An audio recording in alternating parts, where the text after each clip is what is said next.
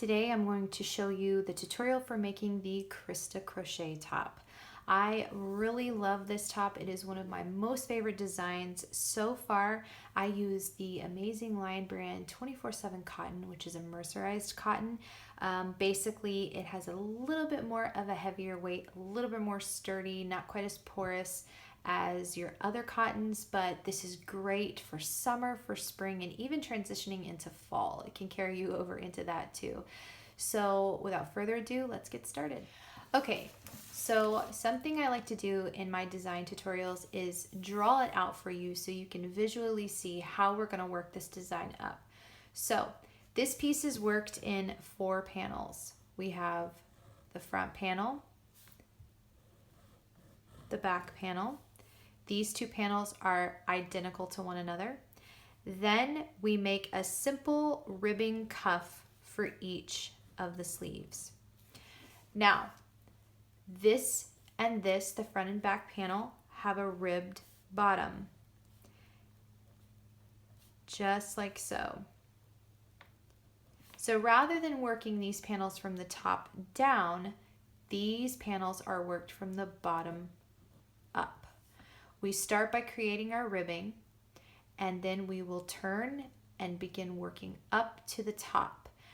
Down in the description, I will be giving you links to the ad-free pattern on the blog, which will have all of the details. And if you want to purchase the PDFs, the direct links to both Etsy and Ravelry will be available as well. So the general structure is we make both of these pieces, then we sew them together. We leave a certain amount of space here for a head hole. Here's our head, okay? And then there's a slight overhang, so shoulders come down here. It hangs over to about right there. And then of course we have a very small little edge like that, which are these 2 pieces here. This is somewhat form-fitting. It's not super tight or fitted to the body, but there is a little bit more taper in shape.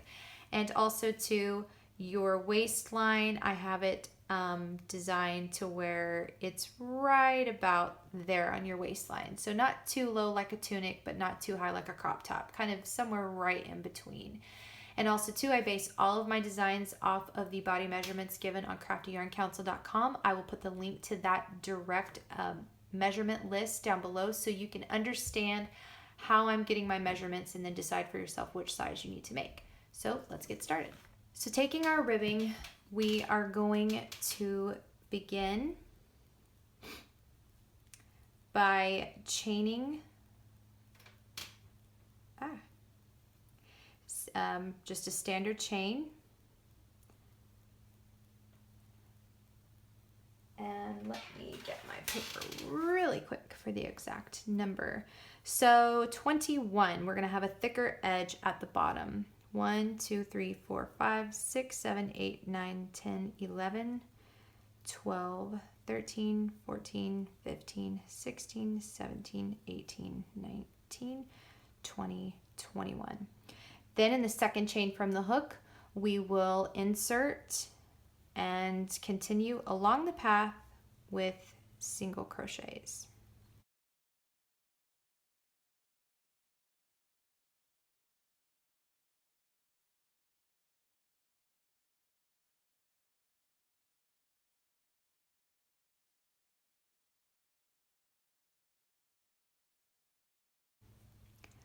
So we go across,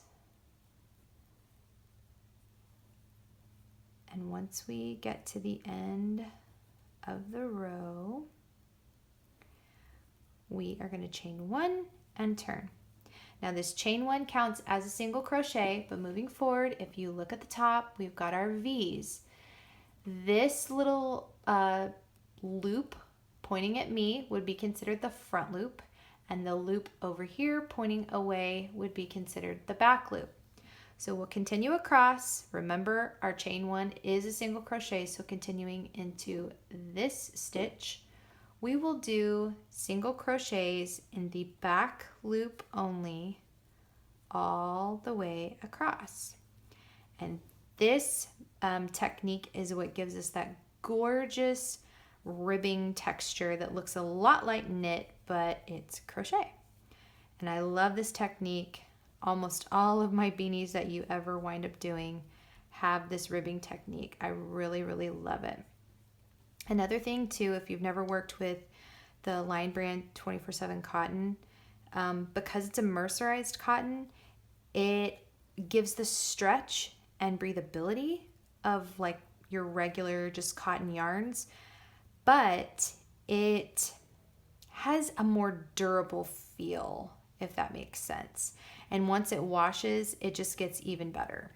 So there we are at the end of the row. We chained one, we turned, and we just continue across, single crocheting in those back loops. So if you're following along with the pattern, continue doing this until you reach your desired length for whichever size you're making up, and then come back to the video and I'll show you what to do next. So now that we've got our ribbing done, again, yours is going to be for a normal human, not a doll. You're going to turn it, and here's the band at the bottom of the panel. Looking back at our drawing, remember we're creating this. So we turn the panel this way and we're going to start working up.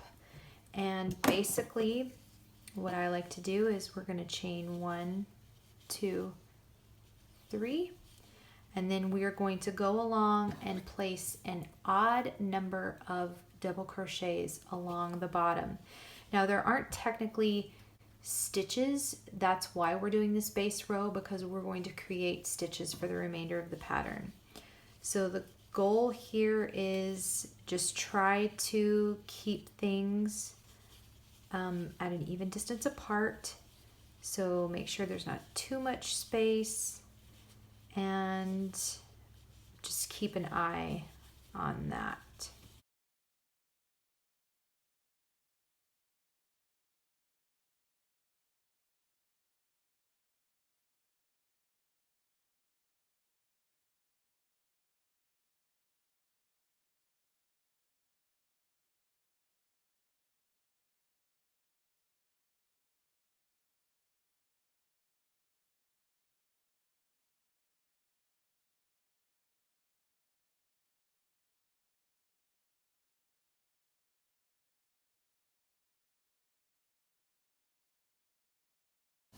So looks kind of like that. Okay, so from here, this is where we're going to work up the stitch pattern.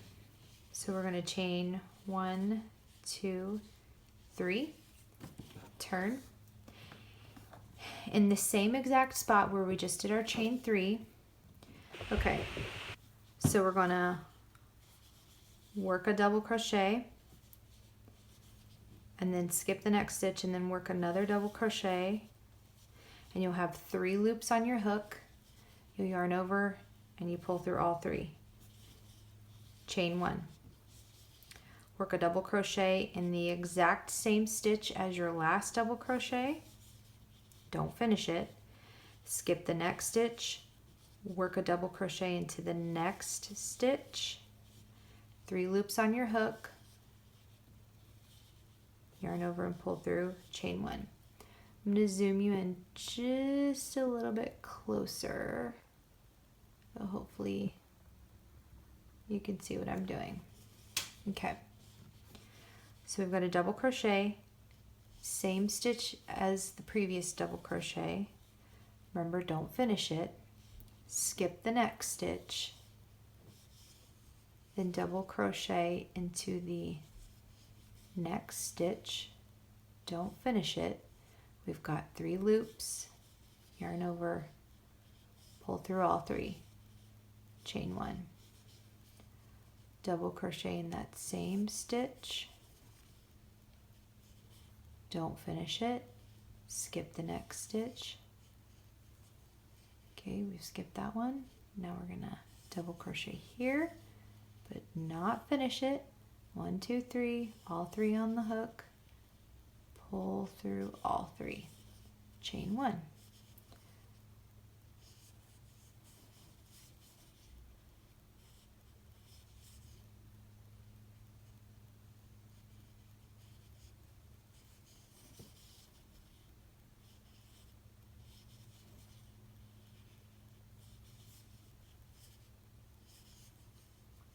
Just continue going slow all along the row so you understand.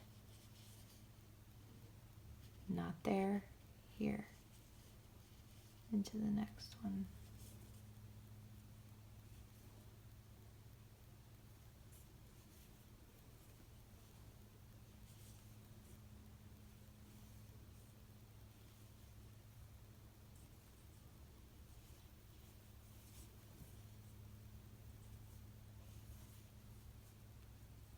Oops.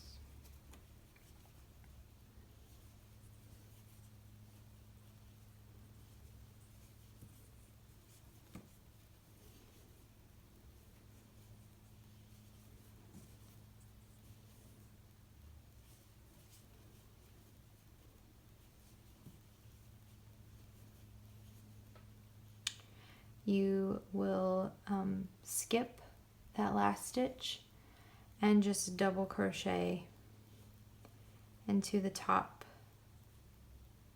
of your turning chain.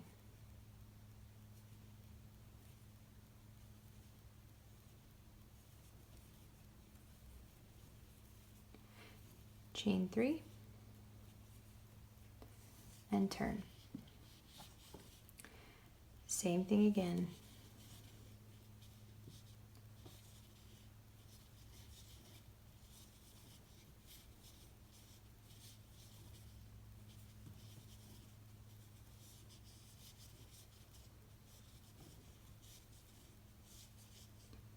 And just continue in this stitch pattern until you complete the number of rows for whichever size you're making. And again, because this is a front and back panel, you will make 2 of these. So finish those and I'll meet you back here. Once you have completed both of your panels, instead of me going through and making a whole bunch, I want to be able to just explain this to you. So let's say you've got your panels and they're all the way done. I'm going to show you how the assembly happens. So here's one panel. Okay, there's the ribbing right there. Then we have our second panel right here. Remember, these panels are identical. You're making 2 of the exact same thing, a front and a back. Now when we get ready to assemble, we're going to lay these panels just like so. Then you're going to take your tapestry needle, and based on the measurements for whichever size you are, you will seam together the sides for as many inches as is written in the pattern for whichever size you're making. We're seaming together those sides, just like so. Once those are together, I would recommend you weave in your ends. Then, whenever you are getting ready to add your sleeve section, so your sleeve section is basically half the size of whatever the base is. And when I'm talking about half, I'm not talking about width, I'm talking about height. So half the size. So right there, you're going to make 2 of these, because these are going to be your sleeves. Now, again, all of this exact measurements and everything is in the pattern that is linked down below. So let's say you have a measurement of 14 inches total. You're going to take stitch markers. You're going to mark evenly on both sides once this is seamed together, and make sure that when you lay it together that there isn't a large space of a head hole, that you've actually pushed the pieces together like this. So now they're pieced together, okay? We've seamed them up. And there'll be, you know, a little bit of an opening right there, but we want that all close together and even, because now we're going to attach our little ribbing to our sleeves. So we make sure that our stitch markers are placed evenly, equal distance.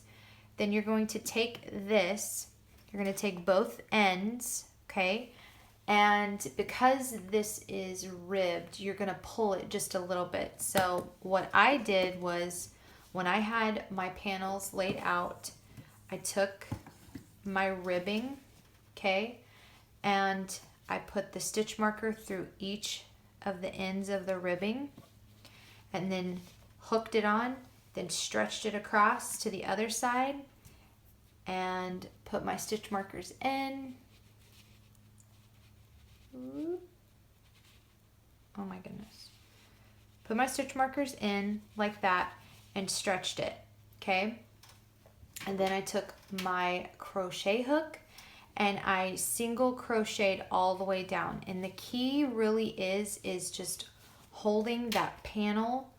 Okay, so I'll grab this for just reference sake. So you just want to hold that panel like this. Oop, camera started moving, sorry. Hold that panel and just make sure that you're constantly checking, making sure this piece over here isn't coming undone, because remember, you've stitch markered it. You just want to make sure it's done, because again, this cuff is going to be tight around the arm, and that's how the garment is designed. You want it to be tight. So once you do that, once you've got your little cuff attached to both sides, you're going to take the piece and you're going to fold it to where the piece is inside out, okay? Inside out.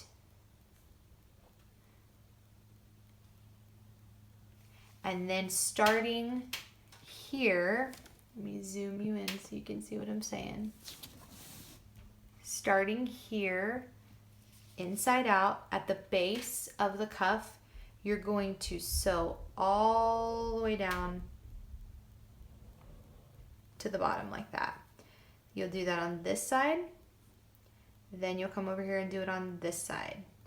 And I recommend starting here just because the times that I've started at the bottom and seamed up, I don't know, I just feel like this area right here works out better when I go this way down rather than the other way. But if you've had experience going bottom up to the top, do it that way.